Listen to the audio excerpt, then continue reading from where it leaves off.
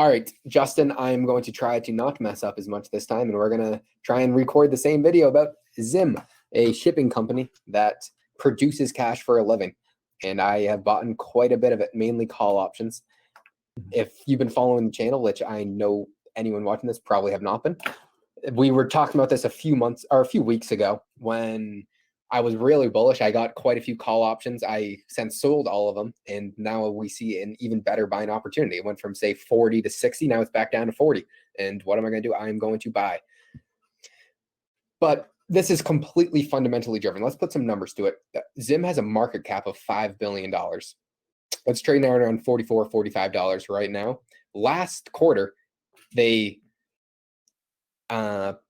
last quarter earnings, they had 2.5 billion. So right there, you see a price to earnings of 2, which is already ridiculous. They're earning $2.5 billion a quarter, and they have a $5 billion market cap. In a world where everything is in a bubble, you would not expect to see stocks as cheap as this. So Josh, let me just that being said, yeah. Oh, just a quick question. So why would you say, or perhaps somebody say it like this, what guesses or hypothesis do you have of why the market's discounting their cash flow to that extent, vis-a-vis like some of the other darlings of the market where they really seem to be inflating or overvaluing the cash flow of the company? I couldn't tell you. There's a lot of sectors right now that are still fairly cheap. Actually, there are some sectors that's, I would have said coal, uranium, even shipping. Shipping, I would say, is one of the last sectors that is still really cheap, and that is probably what I'm most bullish on. I was really bullish on coal, uranium, and a few other sectors, but we've just seen them just go at like rocket up. Coal's been my best performing asset. Uranium probably my second best. These are still sectors that I like. They're just not as cheap anymore. I don't know why these companies are so cheap, but they are. That's all I'd really have to say. My only shot in the dark is that the companies, or the sector, I should say, shipping, it's large enough to be important, but it's too small for the average person to care about it. And so it kind of isn't like the sweet spot right now to purchase. That is. There's no one really cares about shipping, but we have seen, like, this is shipping is completely tied to inflation. If the prices of goods and services are going to go up, it's going to cost more to ship those items across the world. And we can see that right now with all shipping indexes is just going absolutely parabolic. And that since last quarter, when they produced $2.66 billion in revenue, I would say they're probably going to produce even more this upcoming quarter in 2 to 3 weeks, or 3 to 4 weeks. Yeah. So let's just say last quarter they made 2.5, or as far back as I can go is it's just total. Right now they have total 2.6 billion profit. I would say they're probably going to produce another. Man, I don't even know. I would, some of the best estimates that I've seen are in the high 2 billions, and that would make them have almost a negative PE, a price to earnings of 1, and that's just in 2 quarters. If something like that happened in any other sector, I would say that the stock would triple. I don't know what's going to happen with ZIM, but I am positioning quite a few call options dating out from 1 month to 4 months. Okay. Good to hear. Good to hear. In fact, actually, you mentioned shipping. I mean, ZIM was actually you were actually the first person that got me clued into shipping, and ZIM specifically from that. I mean, the closest experience I have is just off to the side. You can see behind me, aviation, cargo's a large component, but not the main component of aviation. So I'm like kind of quasi aware of it, but not nearly to the extent of, an integrated shipping company. So good to know. Almost 2 million. My thing is, it's not that I don't believe you. I do believe you, but it's a shame we can't wait. I mean, I'd say the less people in the trade, the better. So I mean, I'm already in it, so I probably regret saying that. I'm good. Come on in. Yeah. I would love to buy more at a more attractive price.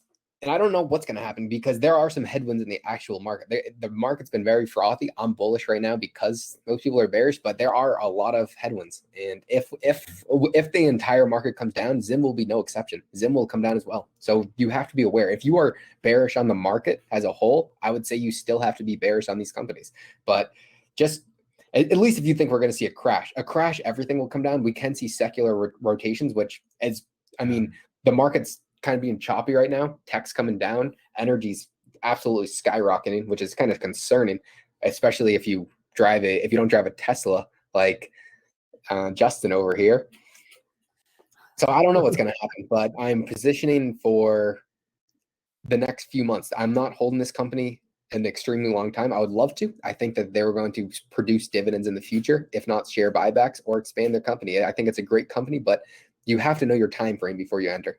That's all I really have to say.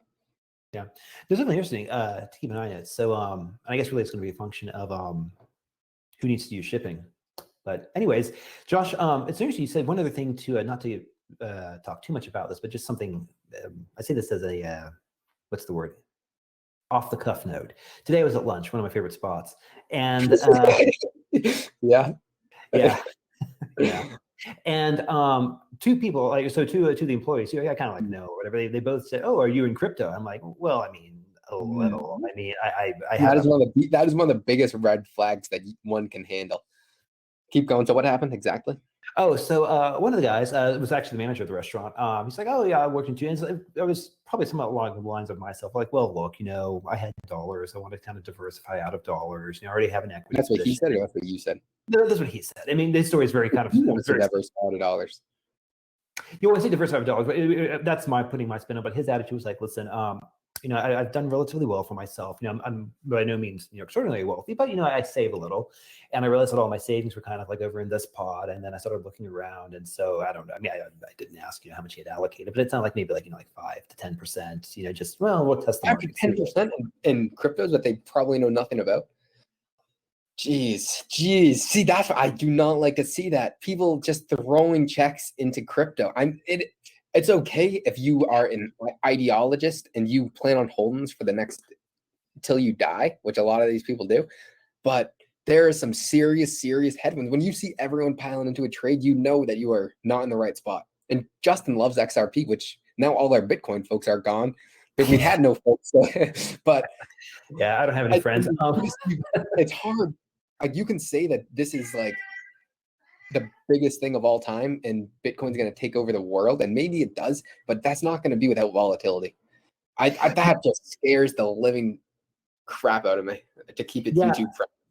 Yeah, my take on it is that I think it's kind of the same thing that's going on right now with the equities market. Like, I just sense that it's lambs being led to the slaughter. There's this massive pump going on. Right? I mean, I think BTC closed at 51, 50, or back up. It's in the low 50s. I haven't looked recently, but circa low 50s today. And more power to BTC. I mean, go for it.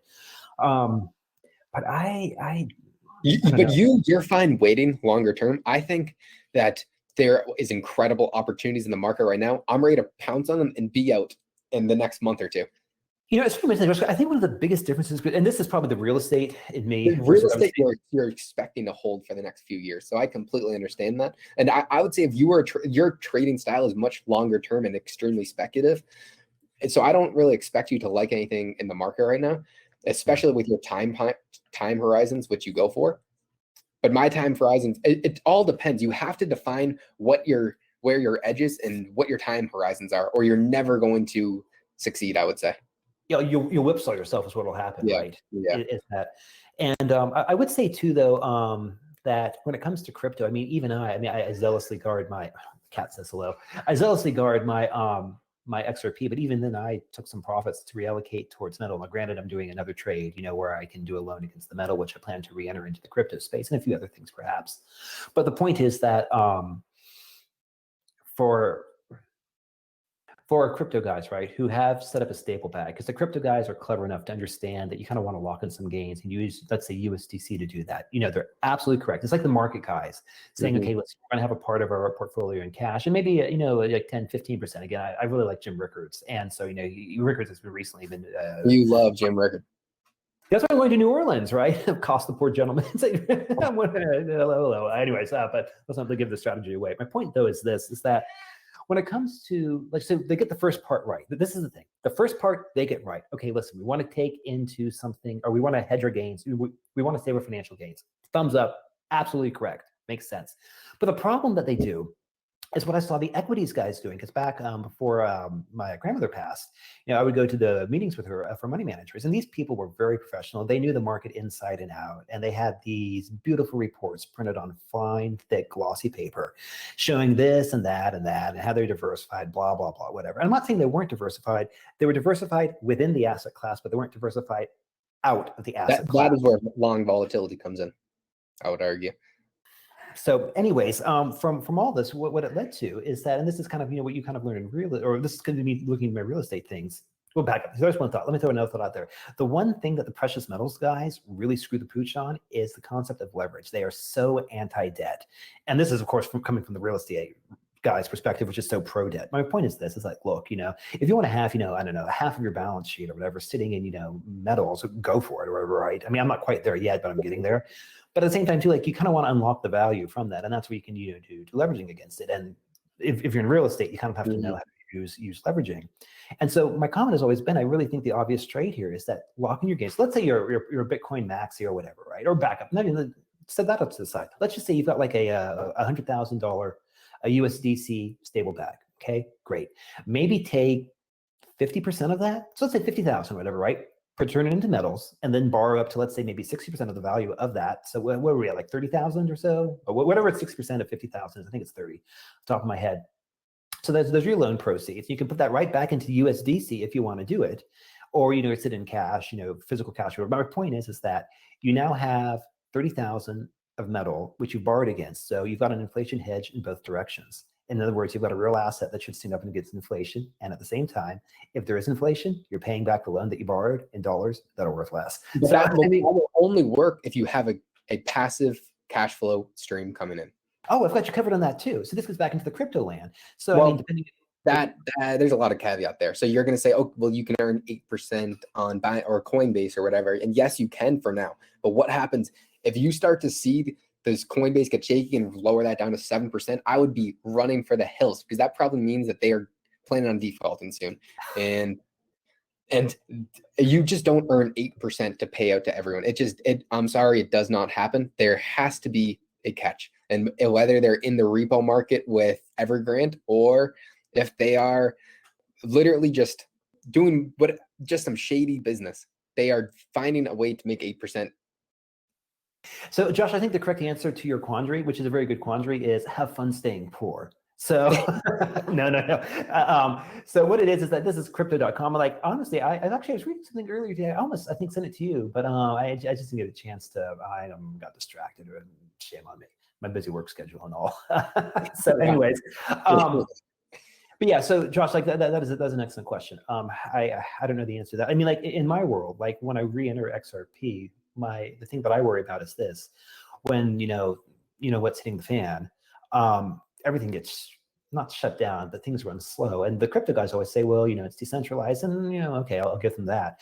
But if the internet goes down, I mean, Klaus and his buddies, they keep talking about a global attack, Facebook going down the other day. I mean, like they're prepping us. It's disaster foreplay is what's going on. We're up to the pinky right now, but give it time, we'll be up to the main event. Sure enough. And anyways, so the takeaway is that one of the big I've been, I think I sent you a text about this earlier today too, is let's say that you have a decent amount of cash that you're sitting on. Well, how do you sit on cash? Do you keep it in a money market fund? Do you keep it in banks? Do you keep it in crypto? If you keep it in crypto, what kind of crypto? Well, that's SDI or FD, whatever. That's protected up to 250,000. Yeah, so FDIC. So, and the nice thing about crypto.com is that crypto.com actually has, two products that actually carry FDIC insurance. So it's actually really, although not paying 8%.